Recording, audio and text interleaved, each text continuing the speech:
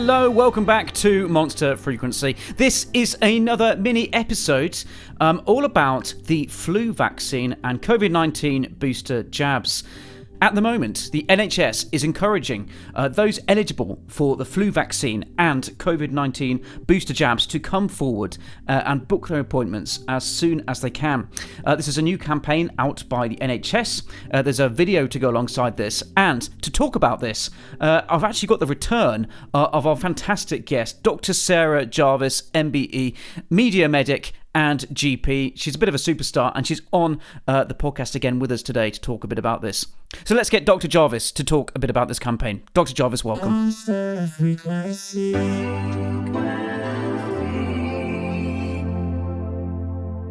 So this campaign is about two things. Firstly, it's about flu vaccination, but secondly, it's about COVID boosters, because this year, unfortunately, we face a twin threat. Last year, levels of flu were extremely low.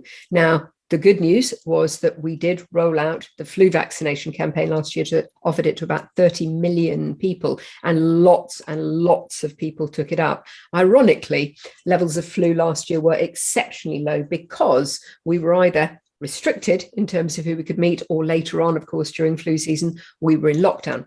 Now, that meant that there was virtually no flu circulating. What that also meant was that people's immunity may well have waned. And what that means in turn, very unfortunately, is that we may be in for a really bad flu season this year. Now, we also, of course, are very likely to have higher cases of COVID, and the COVID booster offers brilliant protection against ending up in hospital, but it's not 100%. It's already saved, we estimate, 130,000 lives. But those people who got their COVID vaccines first are now coming up to the stage where it's 6 months since they had their second vaccine. So what we are trying to do is to encourage everybody who's eligible, and for COVID booster, that's anyone over 50 and anyone who's clinically vulnerable or clinically extremely vulnerable or living with someone who's immunosuppressed. We're trying to encourage them to take up the offer of booster when they're offered it, and they'll be invited for that. But we're also trying to persuade everybody who's eligible for the biggest flu vaccine rollout in history to come forward and have their vaccine.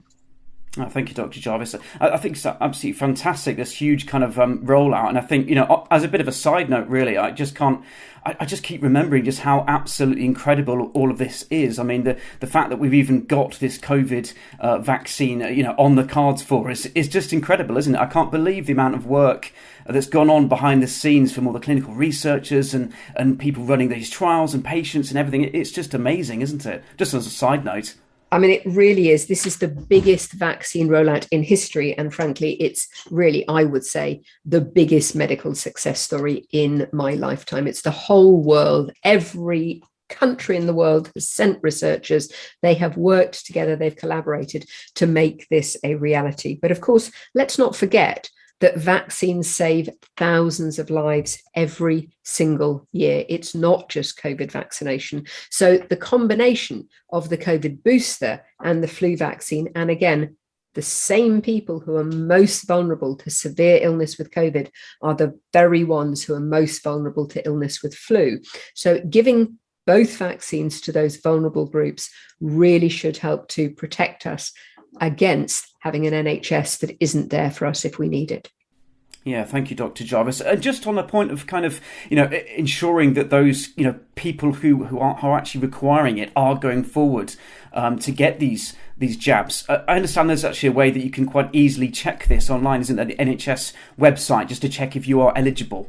Yeah, you absolutely can. So if you go on to nhs.uk and look for winter vaccinations, or indeed coronavirus booster or flu jab, then it will tell you whether you're eligible. But basically, as a rule of thumb, if you were invited for your COVID vaccine in one of those first 9 groups in the early few months we were rolling it out, then you are eligible for a COVID booster and you will be almost invariably eligible for a flu vaccine as well. But there are a few extra people who are getting the flu vaccine, and that's particularly young children. We've now extended it from age 2 to year 11 in secondary school, and they'll be offered a nasal flu spray, because we know that unlike with COVID, where children aren't particularly efficient at spreading the virus, they are extremely efficient at spreading flu. And we can greatly help to protect children who, although they don't tend to become extremely unwell with flu, it really can knock them for 6.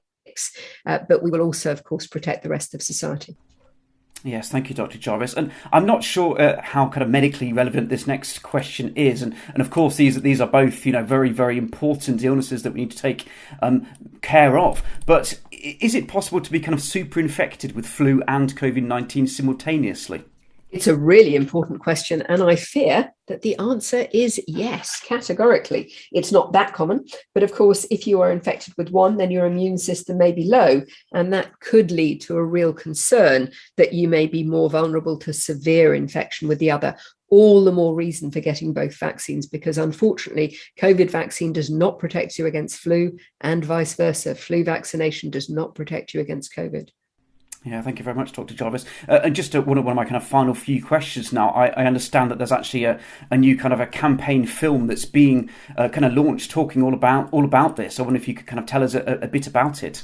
Well, basically, these are some of my colleagues. I know them well, and I've worked with them for years, and they are some of the most trusted medics in the UK, and they are reminding us that this is all about protecting everybody, and pretty much every doctor and healthcare professional in the UK is on board with the idea that we need protecting. The Joint Committee on Vaccinations and Immunisations, who are the ultimate expert in vaccinations, have come up and they've given new advice about who should be getting the boosters. We know that the NHS experts and the Joint Committee on Vaccinations and Immunisations are out there recommending this expanded booster programme. And this video is all about reminding people why they've made those recommendations.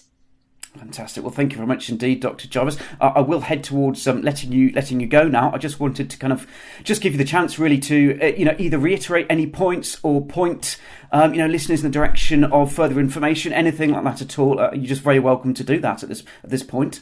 So where the COVID booster is concerned, don't call us, we'll call you, or we'll text you, or we'll email you. You will receive notification. But if you're significantly over 6 months since your last dose and you haven't heard, then you could try, you can go online and check on the NHS, see what's happening, and you can actually try booking an appointment there. But with flu vaccination, many people will already have been contacted by their practices. But of course, it's not just general practices which are offering the vaccine. Many local pharmacies are doing an amazing job in offering it as well. Well, Dr. Jarvis, thank you very much indeed. We'll let you go, but a massive thanks for coming on the show with us today. Thanks so much for having me. Always a pleasure.